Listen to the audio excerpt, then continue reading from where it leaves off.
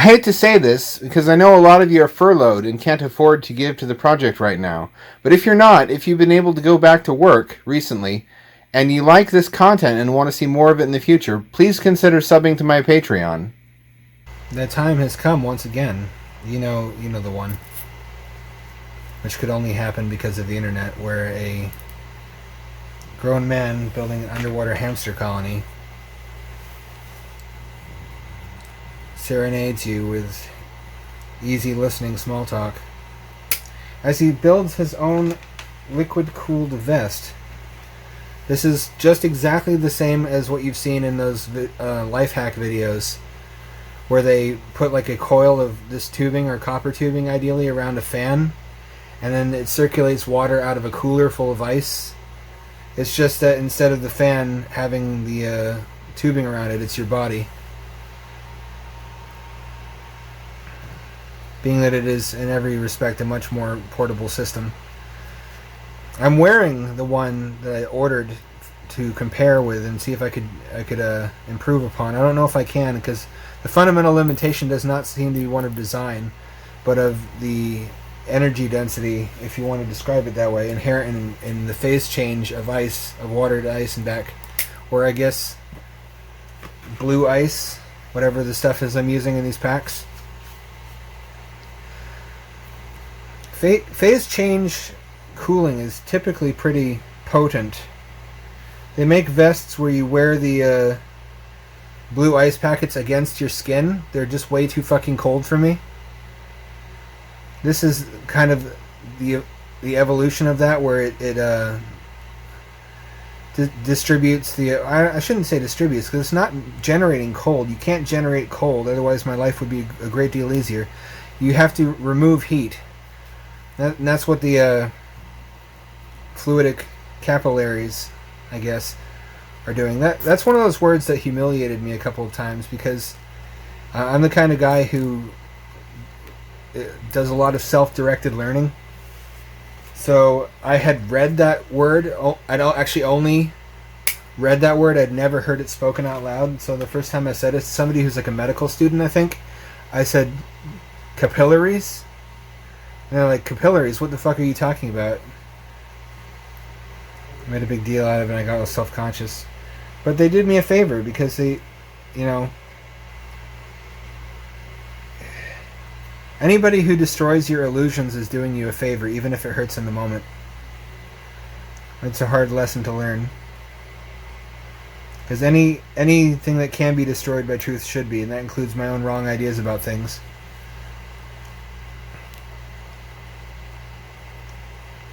So as you can see, I'm going in from the outside so that I don't have these bulky zip tie knots sticking into my skin.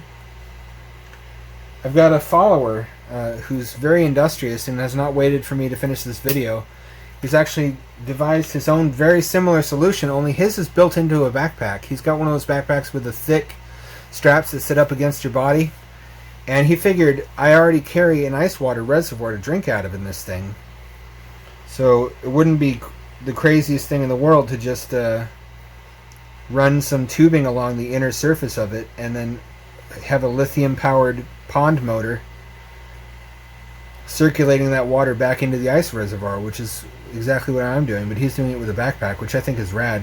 I think there's a market for that. All the cooling garments I've seen are garments. They're for guys like... for the paperwork guys in Iraq, not the soldiers, because this shit would not be practical for a soldier who has to replace the ice constantly. It's whoever supervises him and has people working under him who can go around his helpless turtleback and replace the blue ice packets. They make a thermoelectric version, but I mean, if you've heard me talk about thermocouples and what a heartbreaking contradiction they are, you know how that goes. They're 5% efficient. So just replace constantly having to replenish the ice with constantly having to replace the battery. It runs off of a 12-volt battery. It probably consumes 100 and something watts. They use a 155-watt chiller. Just like those 12-volt travel coolers that you've seen that plug into your cigarette outlet. They're not really refrigerators. They use a Peltier junction and a fan, and that's all it takes as long as you have a really well insulated container that you can slowly move heat out of over a long period of time. And is that better than just having a big chunk of blue ice in there? No, I don't think it is. I've gone camping with gentleman who was my late sister's boyfriend. They never married, and he put a chunk of a big igloo thing, like a blue ice thing, in that cooler, and it lasted 3 days, and it kept all the other ice from melting that we wanted for our drinks.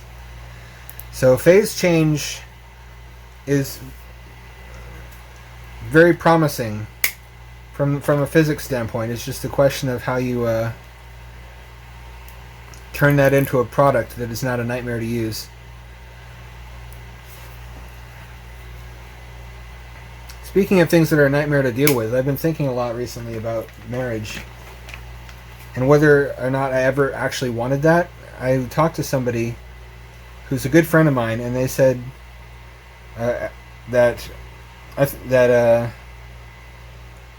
what I'm really attracted to is just the idea of stability, and I should reconsider whether or not that's worth everything that it costs in being legally tethered to another person for many decades. That's true. That's assuming I ever found anybody who wanted to marry me in the first place, though, which is a big ask.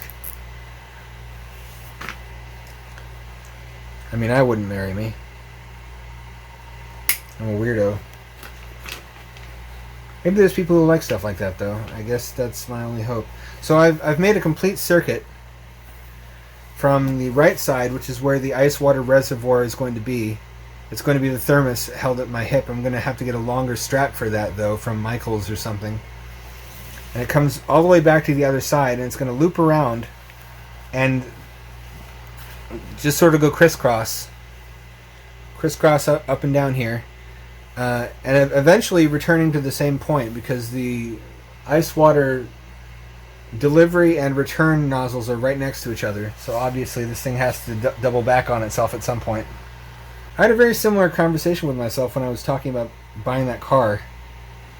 Do I really want a car, or is it just a perceptual thing? I was dating more actively at that time, and definitely you can't get very far. I mean, you can in where I live, because everybody bikes and everybody takes public transit, but it's definitely a difference in how you are perceived if you don't have a decent and good-looking car to get around with. If you're asking for the pleasure of having somebody's company, and you can't transport them from point A to point B in comfort, then it begs the question of why they're giving you their time. Maybe that's just the cynical way that I think about it, though. Maybe there are people out there who... I mean, there must be.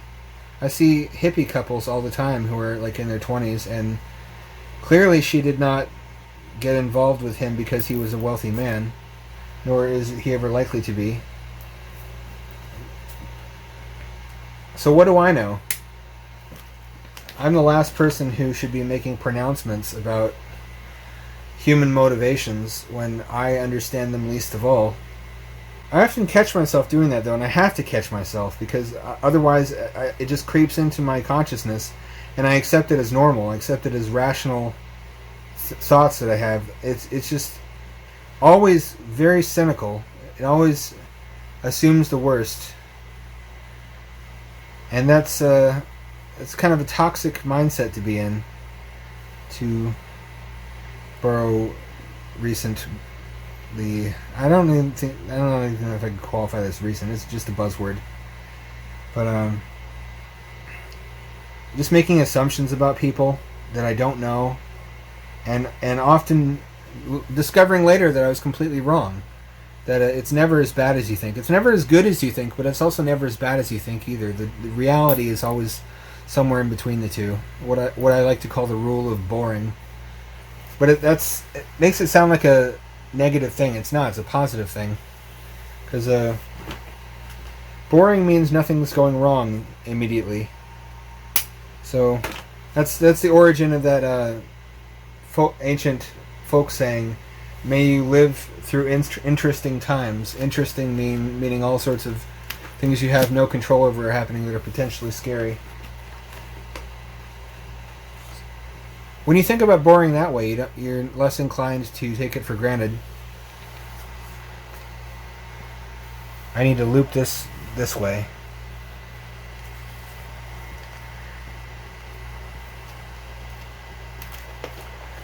It really helps me appreciate the boring times when everything's taken care of for the time being, and I'm just focused on staying alive and meeting my needs and trying to expand creatively. Oh, how's that going to work? Is this going? I might need thinner tubing for this. I was afraid of this. I might have to redesign this whole damn thing. I don't want to. I really think the increased flow rate of the thicker tubing will help it carry heat away from my body. The problem is getting this tube to flex such that you can get a good amount of surface area covered by it. My original thought was to do that using fittings, like to have it be very 90-degree angles, zigzag on either side of the vest, but that would introduce too many points where it could leak. There'd be a lot of leak points and a lot of flexure points. Whereas you're moving around, you could pop the tube out and then you're spilling the ice cold water everywhere that you've gone to the trouble of chilling in the first place. No, this is going to work. This is looking good. Ultimately, the reasons I bought a car, though, were unrelated to transport. It represented too much utility to say no to. An automobile is an amazing thing when you really think about it. It's kind of a miniaturization of the entire Industrial Revolution and all of its benefits into something transportable. It's a gas generator that can also move you around. You can make electricity. You can use that electricity for heat. You can use it. You can use the waste heat of the engine to heat yourself, which is why actually I'm not as anti-gas in places like Alaska, because then that heat that gets thrown off of the engine that's normally wasted gets put to good use, and you can turn up your estimate of the effective efficiency by quite a lot if you take into account what's being used to heat the cabin. But it's just amazing to have all that in one place and to have a lockable, movable container that you can lock from the inside that is sealed up properly, that will keep you dry. I've been in situations in my life when I was in Florida where my housing was not secure, and having a car would have been a big help then. But when you go through that once, you start making plans never to have to go through it again. And for me, that was a big part of what buying a vehicle represented, was just having a encapsulated nucleus of civilization in terms of all the amenities that are necessary to survive comfortably, and having them all in one place, having them transportable, because if you can't move them around, then the cops eventually come and destroy your shit, which is sad, but they have to do that, otherwise you get sidewalks on you get tent encampments on every sidewalk and you can't walk anywhere. That's not really solving the deeper systemic issues, but that's not their job either. Can I secure this here? Yes, I can. So that convinced me to buy a car, and it was really much the same cost-benefit analysis in terms of, do I want to attach myself to another human being in a way that we can't easily undo it. And honestly, when I put it like that, it sounds like a terrible idea. And it sounds like the sort of thing I would do, because honestly I'm more romantic than I give myself credit for. In a very foolish way, where I will throw myself into something without thinking twice about it if I think it's the right thing to do, or if I think that there's some chance of romantic fulfillment at the end of it. I wound up getting on a plane to Florida some years ago, because of that sort of reasoning. They say follow your heart, but they never tell you what to do if your heart is retarded. And it turns out if you do what your heart says to do, and you get on a plane for somebody you're not married to yet, you're going to wind up stranded in a fetid, gator-filled, mosquito-infested bog of a state for 3 years until you are able to raise enough money to transport all yourself and all of your things home again to the state where you like how things smell and the sounds of things and the ecology and the people, and people are generally agreeable. Generally. We have more of an overlap culturally than I would care to admit. Which I've actually seen quite a bit of that frequently with the male Karens. Have you heard about this? Have you watched Penguin Zero's channel? Male Karens? I've seen some of them in real life now. Most of them just old coots who are not used to being told what to do by some teenager in a fast food uniform. Saying, oh, well, how come I gotta wear a mask in here when I saw you guys cleaning earlier and you weren't wearing a mask? And it's like, sir, that's because there was nobody else in the store. I didn't want to wear one for the same reason you don't in your vehicle. And not being self-aware.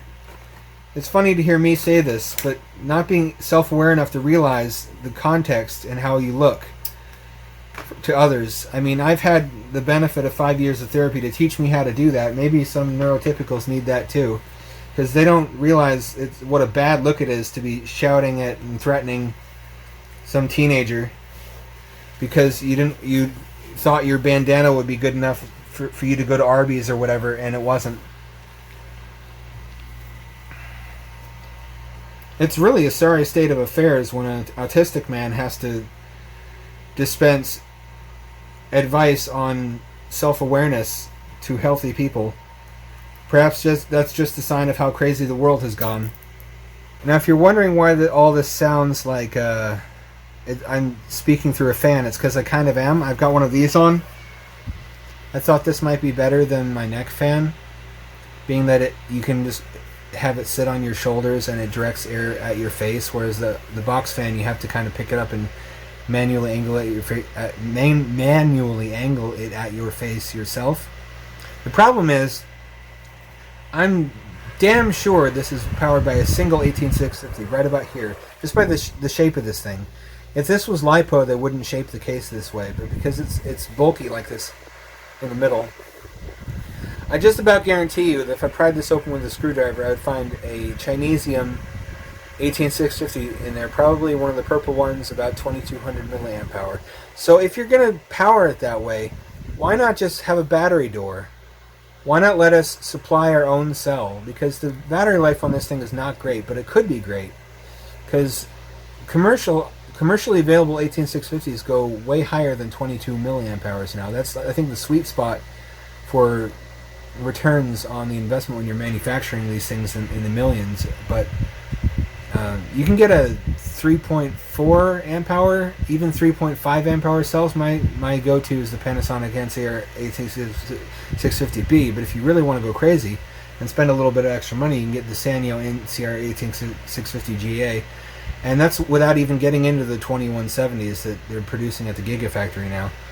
So giving us the ability to source our own cell and to use it, and especially have them be swappable, because you don't want to have this thing die on you on a hot day and then have to leave it sitting and charging for an hour before you can use it again. You want to be using it continuously, but you can't do that with the design the way that they've done it. I don't know why they've done it this way. I mean, maybe it's a crazy thing to them conceptually that I might want to use this in 10 years, but I'm serious about that. I don't buy anything that I intend to throw away or that I intend to be obsolete in a hurry. So I might take a Dremel to this and try to cut my own battery door and fit something in there after the fact, because it's really ridiculous that they make anything like this with a just embedded rechargeable battery, especially when it's not the best one that they could have put in there. Anyway, back to zip tying. So this was a sweltering day, one of those days where if you don't have any air conditioning, You just wind up sitting in testicle soup, basically, in your own sweat before long.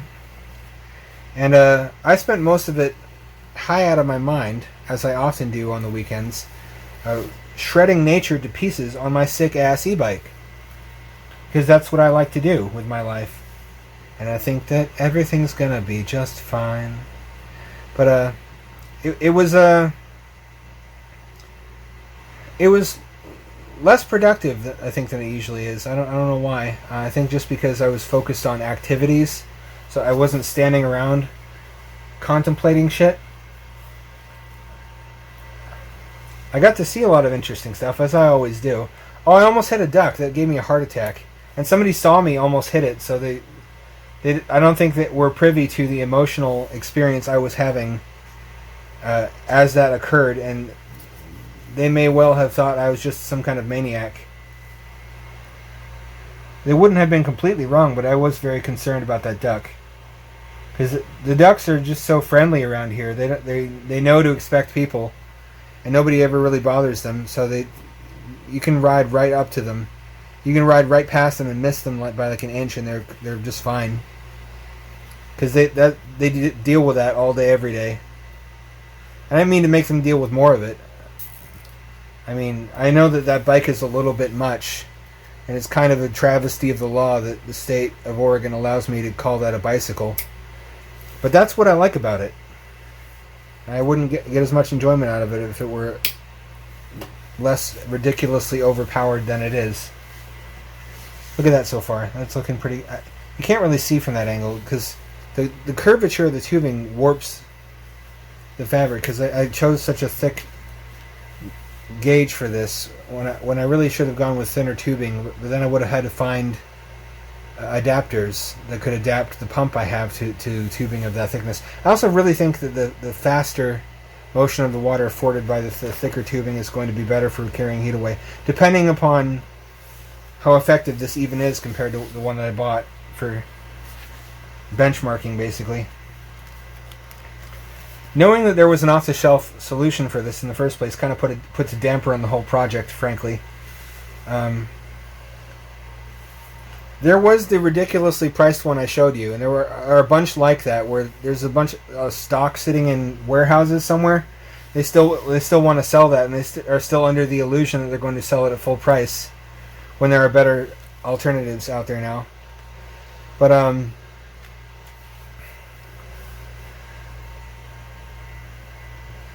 there are also cheaper, more sensible versions of that same product, which I found courtesy of Naomi Wu, Sexy Cyborg, who often helps me out, pointing to me to all the different options there existed on Taobao and Deal Extreme and whatnot that I had not been privy to until then.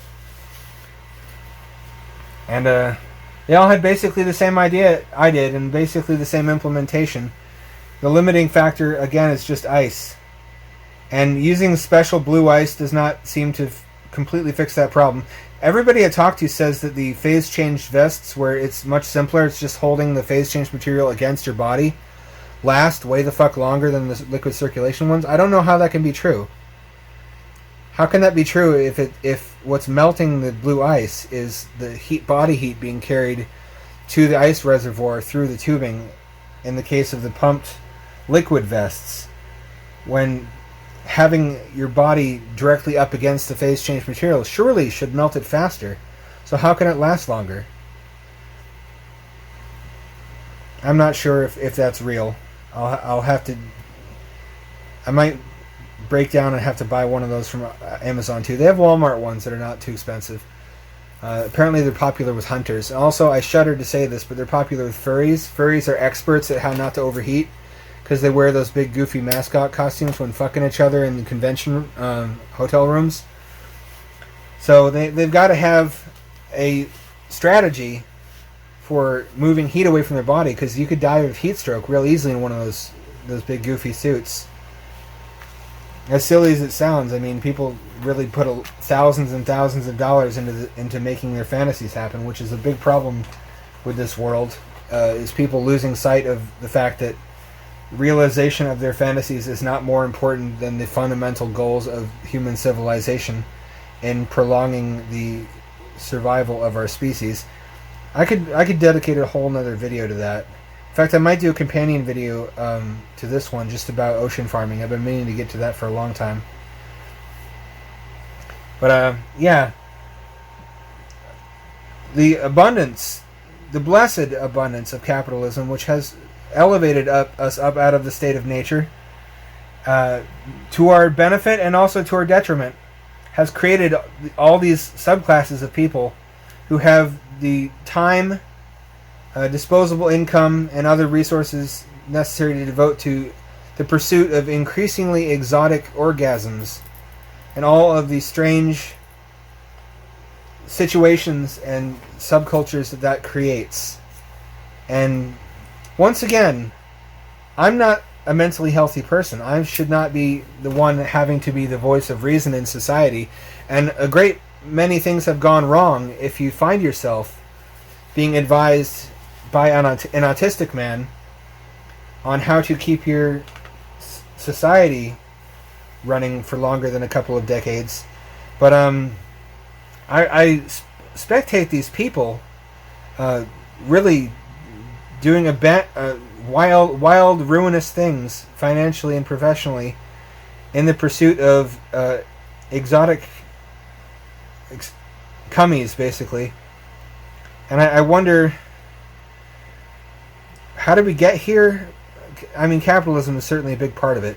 It's just learning that we could serialize productions of items and have machines do 90% of the work so that we can have these gigantic abundances of the same mass-produced identical items that everybody can have if they trade some of their labor for it. You know, certainly that abundance has created a lot of dysfunction. Whether or not that's reason to sound any alarms, I'm not that conservative. I think people can have their fun. I just wonder how self-aware they are about it, and where that hobby ranks in their list of priorities with stuff like preventing human extinction, you know? Like, I think some of these people, if you could legitimately transform them into a leopard man at the expense of every other living human on the planet, they would do that.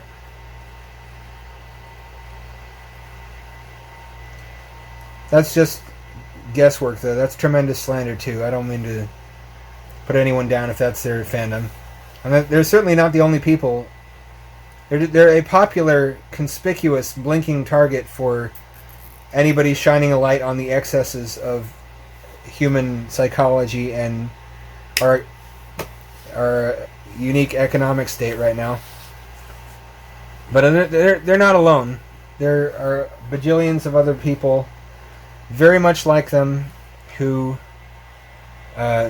enjoy themselves in less safe and less harmless ways that I could perhaps be focusing my ire on instead. So I don't mean to harsh anybody's buzz if what they like to do with their life is to dress up as a leopard man and go bum one another at a convention or something. I mean, what I like to do is get twisted out of my fucking mind and then ride a high-powered electric bicycle up into the woods and then ride up and down those trails, the really technically demanding ones where I think that you're intended to have a mountain bike, but this is a little bit more than a mountain bike. And just fucking shredding it, just tearing everything apart, blasting me over logs and shit, the kind of shit you would stop and if you had a regular bike, you'd like step over it and you'd walk your bike. I'm not fucking walking my bike. I didn't put a 1 kilowatt motor on that thing to walk it anywhere. I jumped that shit right the fuck over that log, and I said, fuck yeah. Fuck yeah, log. You can't stop me. Nobody can. And a great many laughs and fun times were had upon that day. Wait, that was today. Fuck yeah. It really hasn't been until this summer that I felt I've gotten my money's worth out of that bike either. I really If you can't tell, I put a lot of thought into and a lot of hand wringing over whether or not I've spent money well and whether or not I've got my money's worth out of something that I put money into. I don't like to buy a lot of things. I like to buy a few things and have them be really awesome and last forever. And this e-bike is definitely one of those things that was worth the money I paid for it. Not the scooter. I got rid of the scooter. I think if I was going to buy another small electric vehicle, it would be something that I can off-road with away from home. That I can transport in the back of my car, like a folding electric fat bike, and maybe put one of those gas kits on it where there's a bottle of compressed CO2 that you can, and a little knob on the handlebars so you can adjust the pressurization of the tires on the fly. So if you want a bigger contact patch when you're going over sand or snow or whatever, you can have it, and then you can go right back to a firm tire afterwards. That shit is sick. How am I going to do this? Can I go up and down on the back too, or am I gonna have to make like a loop? I think I can go. I think I can go up and down.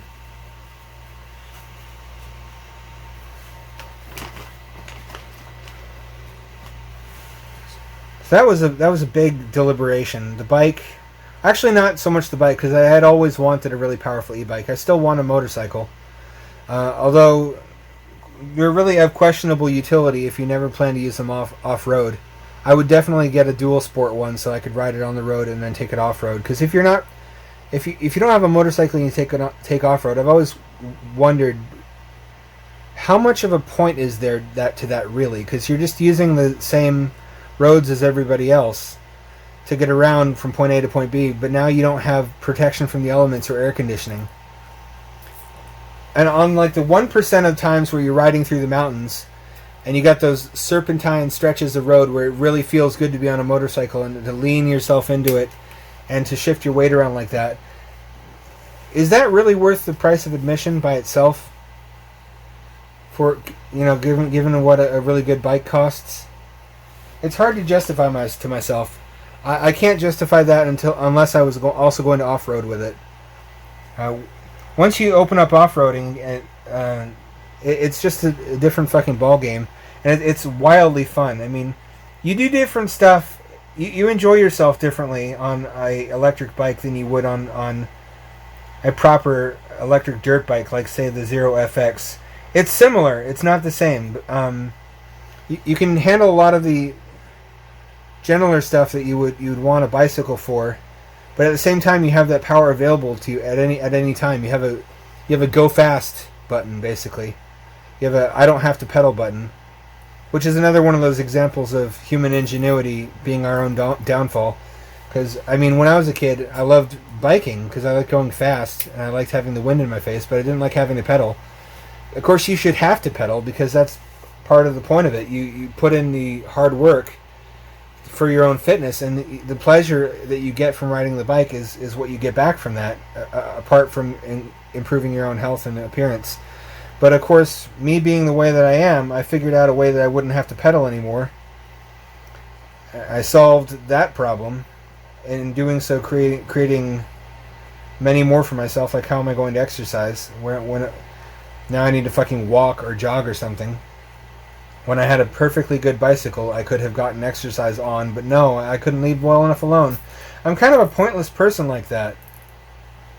I do a lot of pointless things. I think that's what resonates with people, because we're living in an era where a lot feels pointless. It's a very sort of Albert Camus would have a lot to say about the era that we're living through right now. The feeling of needing to create your own purpose and intention for things, and I think that's where a lot of my viewers come from, is people who are inspired by somebody who's just not even trying to solve real problems necessarily, but creating their own just to solve them, or creating their own just to have fun with a design exercise, or to have something to do every day, just have something to put your mind to and to build and work on, and see the fruits of your labor little by little, day by day, as your project nears completion. It doesn't necessarily have to be for anything other than that, if that's its real purpose. If it also happens to do something useful, like keeping you cool, then all the better.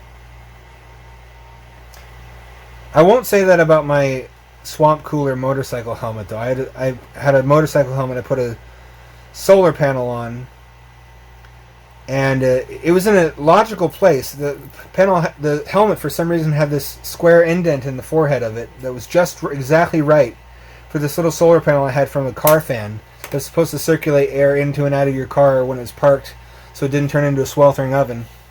But I mounted that on the forehead of the helmet and then used that power to drive the exact same fan. It was part of one of those things, but it fit into a part of the helmet near your mouth where normally there'd be a lot of padding. I probably should not have removed that padding.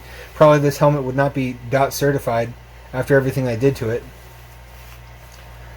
But there was no need for that. If I had just bothered to research why motorcycle helmets are designed the way that they are already, they have vents on the front so that when you're moving at speed, air will flow into the helmet and cool you down. There was never any need for me to technologically overcomplicate things. Although I guess I'm helpless but to do that. I just have to. It's a compulsion with me. I mean, probably all this cooling shit I'm doing could be accomplished more economically and more effectively just by running your t-shirt under some water and using the moving air as you ride your bike to carry the water away to evaporate it, and using the evaporative effect. You basically, your shirt is just a very simple, cheap swamp cooler. I could have just done that, but of course I couldn't. Could not abide a simple and pragmatic solution like that. I had to introduce batteries and circuitry into it somehow. I've given up trying to psychoanalyze myself and figure out why I do that, because it's useless. I can't stop it even if I understood why. Well, here it is. The outside, get the ice water reservoir here with the battery that's currently running off of it. It is running right now, it's just very quiet. And it is flooded. It's circulating ice water. I do mean ice too. I had to put ice cubes in there because, as it turns out, the pump is submersible. It only works when immersed in water. So I had to put the pump into the thermos, which takes up a lot of space, and there's no longer room for the blue ice cores that I intended to use as the main phase change material. Interestingly enough, it feels as if it's cooling me faster than the reference version that I bought that was professionally engineered, that should do a better job. I think what they did was strike a balance between how rapidly it cools you and how quickly the ice melts, because the higher flow rate of the sticker tubing does a better job of carrying more body heat away faster, but it also melts the ice faster. This really only works for, say, 10 minutes on 3 ice cubes. So that's not great, although the one that I got that was designed professionally, presumably, lasts all of 30 minutes on a 90 plus degree day. I'm not sure exactly how they stack up under comparable conditions. I'm just kind of stoked that all this is put together and functioning the way I envisioned it.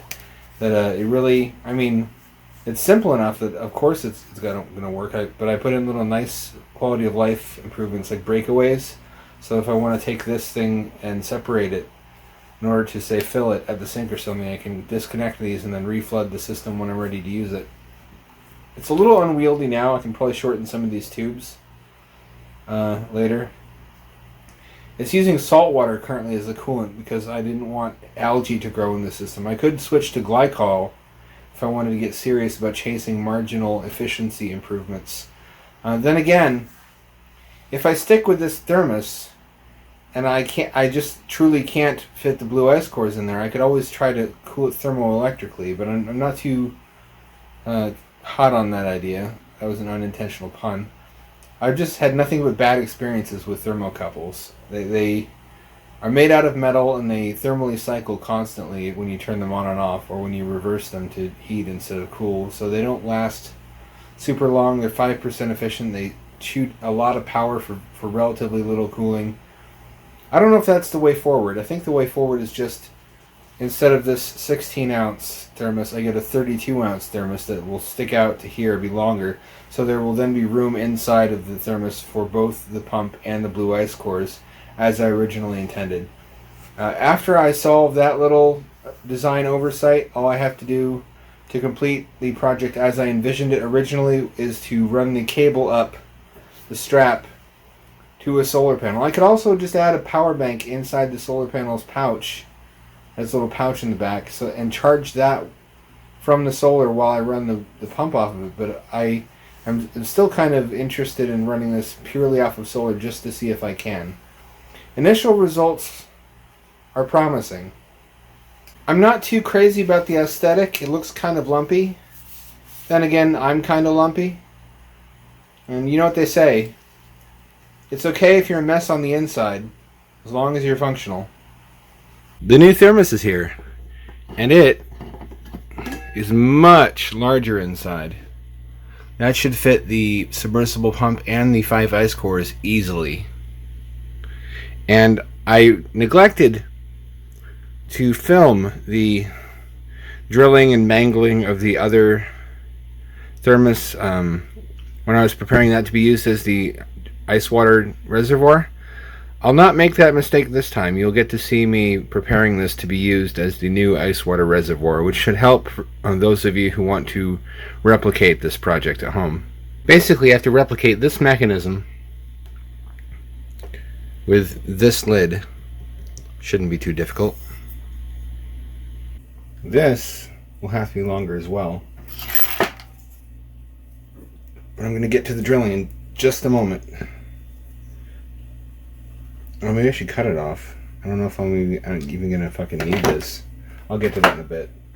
I'm going to want to drill the holes so they come through here and here. And for that I should probably do it from the underside, because there's a recessed smaller ring where if I drill too close to the edge on the top unwittingly, I'll compromise the seal and it won't be as waterproof.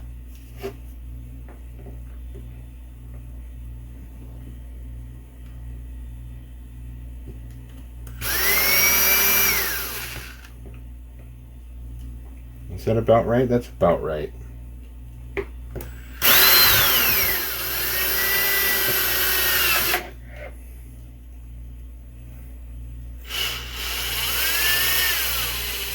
Well, I fucking hope it's right, because I cut the hole. Oh, that's perfect. Oh, thank goodness. They look like little rigatonis. And now just one perfectly symmetrical on the other side. Which is never going to happen, but I'm going to give it a shot.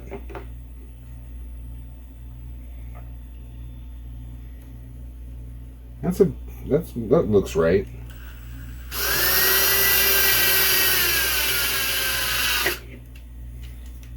This is really soft plastic. This is easy to drill through. Hey, that came out a little off center, but usable.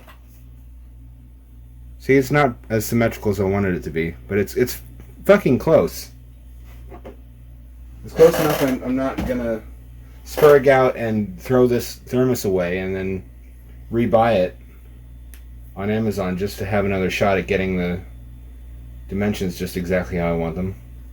I'm going to take this thing off, this click mechanism, because it's designed to prevent you from burning yourself by drinking too much coffee or something too quickly, but all I really need it for is a way to get the USB cable out of the container.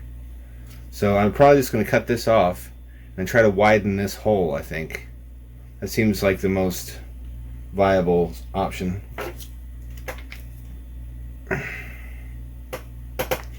Get the fuck off there.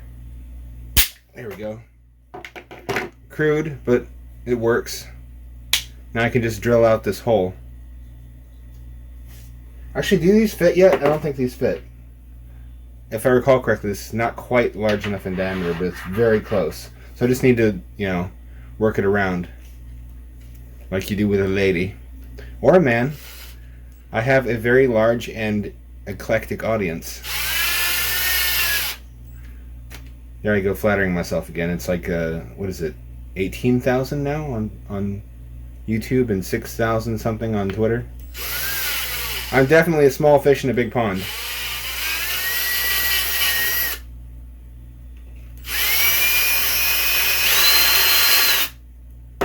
I'm gonna get plastic. I'm gonna have to vacuum later. I always have to vacuum after I drill plastic. It just gets everywhere. This is handy for pulling away the little pigtails. I should probably do that on camera if I want to be seen. Let me adjust this. Here's my nice fridge, which I thought about stealing the compressor out of in order to make this project work, but that'd be crazy considering how much I paid for it. Apparently you can get very small refrigerator compressors. Adam Savage has one for his own drastically superior cold suit build. He did the same thing I did, but he has access to resources I don't have, like an RAF surplus pressure suit, which has, or it's the undersuit for the pressure suit that has the liquid circulation stuff built into it, which was designed, by government contractors, so it's professionally.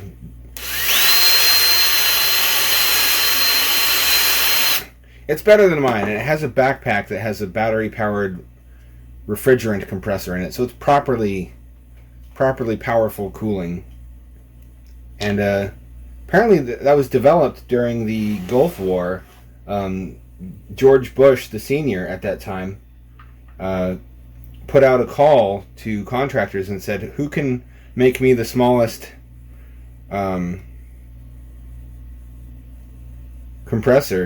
refrigerator compressor for some kind of environmental control suit for our boys in Iraq during the Gulf War, where they were discovering the misery of fighting in the desert.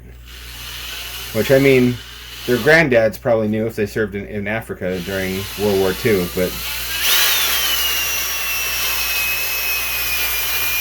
it was sufficiently miserable that they needed something very close to a spacesuit, and spacesuits were developed before we went to space for high-altitude aircraft pilots.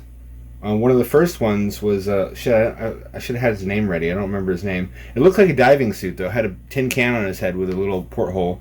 It was basically a modern diving dry suit in that it formed a seal at the neck and maintained a pocket of air in there. So it was a diving suit for airplanes. And that's basically the origin of the spacesuit. They took that and then little by little they refined it as they learned more and more through animal studies about the real versus theorized properties of the space environment. And as is the case with any project, what you really need in a robust solution is always more in-depth than you thought you would need at the outset. You thought, oh, this will be easy. It never is. It's rewarding, though, when you finally crack it.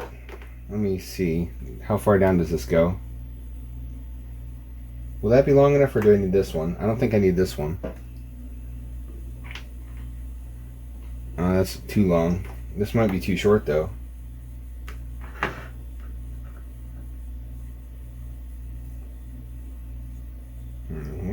Which one is the output? I think this is the output. I better plug it in and check. I don't want to assemble this wrong. You get a battery. There's never a battery too far away. That's the nice thing about having a shitload of power banks when you need a power source. But then again, all sorts of laboratories in antiquity, before electricity was available on the grid, had voltaic piles as current sources.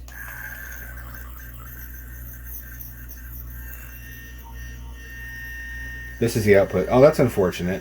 If it was this one, that would be much easier to fit vertically into the thermos. But this will work. It'll just be a little bit cramped. I don't know. Yeah, I better do this one just to be safe.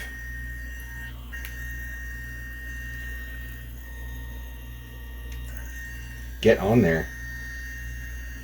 Get on there, thing. Obey my command! And there it goes. You just have to let inanimate objects know who's boss. Anger management? Why? What for? Let's see how easily that slips, or not easily. It slips into here.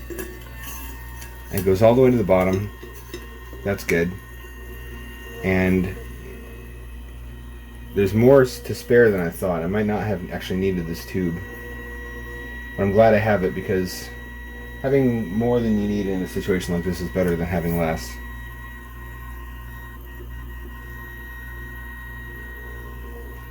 So this is what will pump the water. Oh, it fits flush on the bottom. But it's right up against the wall, so it doesn't get really good suction. Unless I were to cut this part off, which I guess I should anyway, because it doesn't really serve any purpose. I can't connect a tube to it because you can't operate this thing out of water. It's a submersible pump. I may as well just clip this off.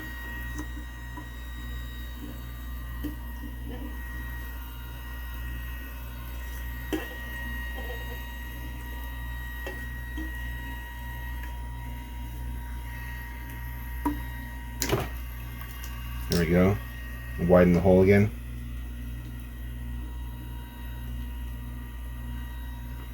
There. Now I can use it in a narrower space without compromising the water intake. I hope I don't regret that. I hope I don't have to buy another one of these. I don't think I will. I think this is the right choice. It can suction cup on the bottom though now, which is really nice for keeping it still. You hear that? That's better than expected.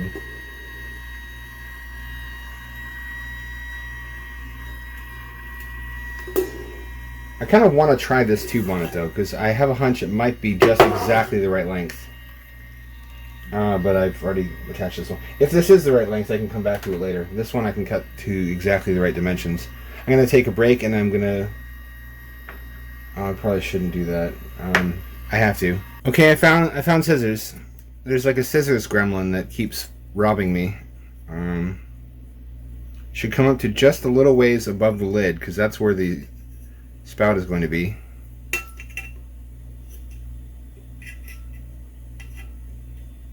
It looks like it'll be just exactly right. I sure hope it is, because I'm out of tube. This is my last length of tube. Let's attach this here. Well, that goes on easy. I'm glad for that. Twist it around since this is going to be facing the other way. Now here's the shitty part, that you have to twist it on. You have to twist it on, so this has to rotate inside of the cup. And I also still have to figure out how I'm going to get the USB cord through here. But after I do that, I'm basically done. There's the lid. Looking like something vaguely Frankensteinian. Let me just widen this hole in an incredibly messy way.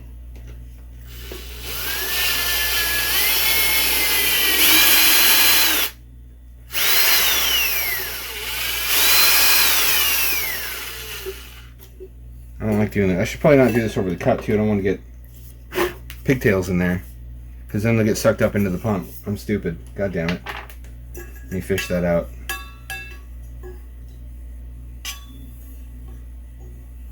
I'll do this over the tarp, which I put down when I do this kind of thing.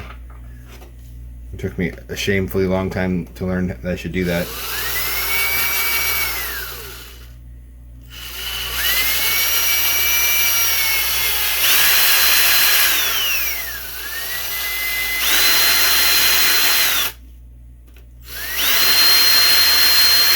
You can basically use a drill as a saw if you have to. I should be using a Dremel for this, but I don't have one on hand.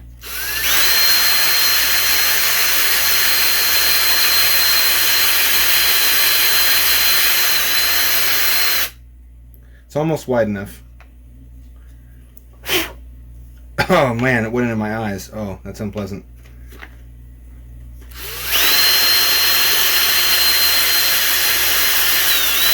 I also brushed this past my monitor. I think I scratched it. I can't see the scratch, but I know it's there. And stuff like that drives me nuts. I can't stop thinking about it.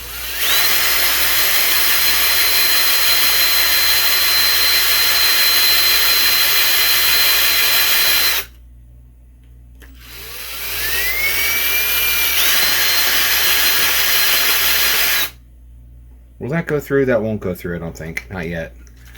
Shit, I dropped it. I'm pretty close. Oh, it's that side that's being the problem. Okay.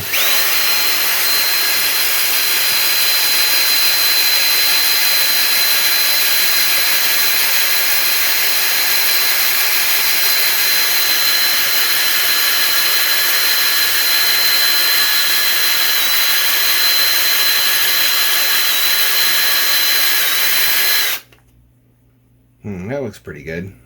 Now I just need to widen it at the other end.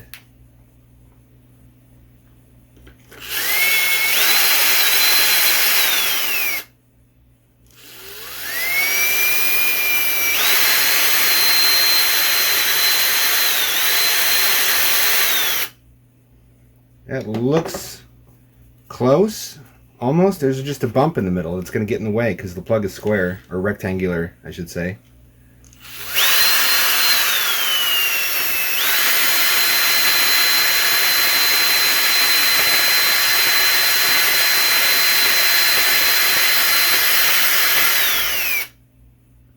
Oh, is that almost there? That's almost there. Let me try it.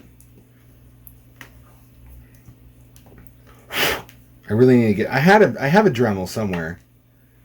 I bought it for the first stage of the Hampshire project back in Florida. It'll go through. It'll go through, I think. Oh, it's almost there. God damn it, it's so fucking close. I just have to widen this side.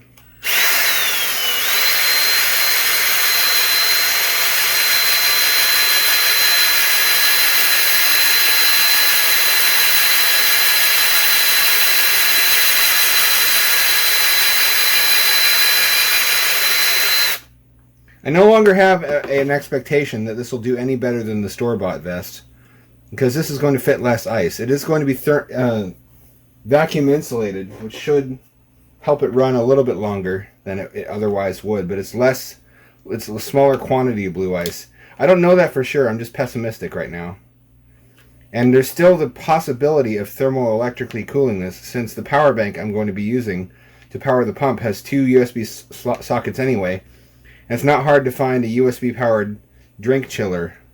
They're not super effective, but I suspect it a little bit may go a long way in slowing down the ice from melting, and that would at least add a novelty to this project not already present in commercially available, there we go, commercially available solutions along these lines.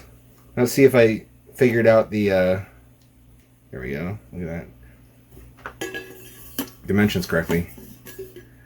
Oh, it's really close. It's just about perfect. It's close enough for me. So this is the new chiller unit. All that remains is to put water in it. I'll attach these, obviously. And try it out. I'm excited. Are you excited? Who the fuck said no? Come to the front of the class. I'm going to beat your ass. There it is. The new 24-ounce unit. I couldn't even find a 32-ounce one, but I guess that's for the best. This is just exactly the right size for the pump and the blue ice cores. I can feel a much better cooling effect already than when I just had a few ice cubes. I expect this will last longer, but we won't really know that for sure until we test it out in the field. I'm out here in the beautiful sunshine to test whether or not the cooling vest will run entirely off of solar power. And initial results look very good. I don't know if you can see the movement of the water. I should have added some food coloring or something to it for that purpose. I don't know if you can hear the pump. It's very quiet. It is flowing though. It is flowing at full speed. This is a 7-watt panel and a 2.4 watt pump. So it's oversized for the job by just about 3 times, like I told you in the last video. In the fireside chat. So confirmed. It will work purely off of solar, which is a great relief because the big heavy power bank that I was carrying in this packet along with the ice water reservoir added non-trivially to the sensation of weight on this thing, and it's much easier and more comfortable to hold. You're already carrying a heavy thing of water and ice. So adding the battery to that was kind of burdensome. Being able to do without a battery entirely is very convenient, very comfortable. I'm thinking what I'll do for version 2 of this vest as I iteratively improve it, making little additions here and there, quality of life stuff, is to add a small power bank to the pouch on the underside of the solar panel. It has a little pouch for holding your phone, your power bank, whatever you're charging with it, and have the panel charge the battery and the battery run the pump. Because the panel is so oversized for the pump, it should have no trouble whatsoever keeping up with the demand of charging the battery and running the pump at the same time. This will allow me to go through shadows, to turn away from the sun, and all that good stuff without the pump being interrupted. The flow should continue. I don't think, given the wattage of the panel relative to the wattage of the pump, that that the battery should ever dip significantly below 90 to 95%. It should stay completely full throughout the day, just because coincidentally now and then I'll have my back towards the sun. Not intentionally, I won't have to do that anymore. But I think that's a good compromise between having the big heavy power bank that runs everything and having to recharge that all the time, versus running it purely off of solar, which is nice and it's kind of idealistic, but I don't know if it's practical for this application after all. I'm going to try to give you a look at the operation of the pump, since you can't really see it. Can't see the water moving. Can you see that?